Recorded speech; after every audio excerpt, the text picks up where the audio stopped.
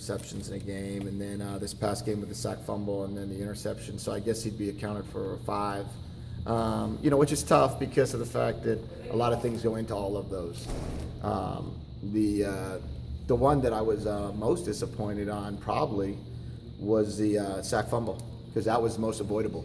He had an opportunity to kick it out there when he was hot, and I held onto the ball there. But the others, I think he played very smart football this past week in comparison to maybe 1 or 2 plays at Utah that he probably likes to take back.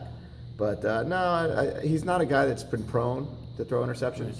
I think he's thrown 4, which is 2 right now a game. If we can have a few games with 0, he can get right back to his average. If you throw 1 a game, you throw 12 for the year. If you could throw, get a few games with 0, you can get that number down to about 6 or 7.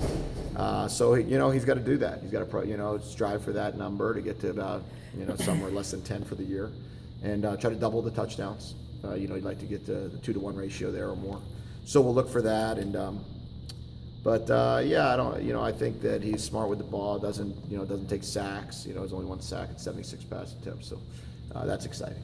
What would you consider an optimal performance for your quarterback? Starting with Jake. Yeah, well, he was close with 70% completion. I think if you could get to that number every week, you'd be awfully happy. I think the interception was the second to last pass he threw on the night or day. So, that was unfortunate in that situation. He certainly didn't have to cram a ball in there, up 21 points. So he could have walked away from the game. Had a couple touchdown pass opportunities. Went kind of to a different side, which there was some opportunities there that. So I'd love to walk away with a couple touchdowns, a 70% completion, and no interceptions. Sign me up for that. And he had that 1 sack, which was avoidable. So we could have gone 2 games without a sack, which is a credit to all 11. How much easier is it when you get that running game and have that balance? We all strive for that. The most important thing you can do as a football team is be able to run the football and stop the run. When you can make a team one-dimensional defensively, all good things happen. And in our situation, when we can not be one-dimensional, when they could say, we ran the ball extremely well. We ran the ball for 240 yards.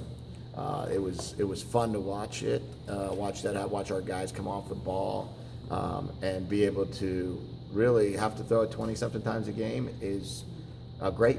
It's great. It's what you want. A lot of times, I've always said you want to be 50-50, but you only want to be 50-50 the first 3 quarters of the game. You'd like to be 80-20 in that 4th quarter, and that could really put you where you want to be. One of the knocks against Jake when he was at Iowa, he was a little conservative. He was too quick to hit a check down right when he went down the field. Do you try to coach that out of him, or do you play that? Do you want him to do that? Well, I think we've tried. I don't know the stats per se on where we are compared to other teams, but I think we've tried to stretch the field pretty good. We've taken some shots down the field, and 3rd and 5, we threw a go route to JU. We had a couple opportunities in the first game where we launched some balls out there and launched the ball out there the first play of the game.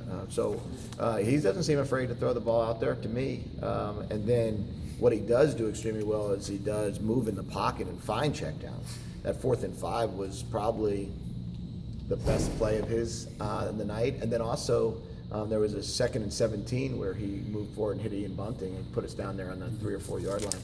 I think both of those were huge touchdown assists, I guess you'd say. That although it wasn't a touchdown pass, we certainly credit him for being able to put us in that, that 4th and 5. That sequence really of 3rd and 7, converted for a first down, penalty, 3rd and 20, get to 15 yards, allow us to go for it, 4th and 5, find your check down and get a first, and then score, run the ball in there for a touch was a really good sequence for our offense. Who's calling the game? I mean, how does that work game day? Oh, we all work together, and it's been an awesome deal in terms of Coach Harbaugh and Coach Drevno and myself and our whole offensive staff, and it's a situation where we all get to kind of give great input regarding our areas, so to speak, as well as the course of the game. So it's a great dynamic in that regard. So you can do that play to play. You can have the 3. Yeah. There's think he's done that everywhere, and it's an awesome deal to be able to work with Coach Drevno and Coach Harbaugh, and they have extreme experience with that, and it's worked extremely well. Have you had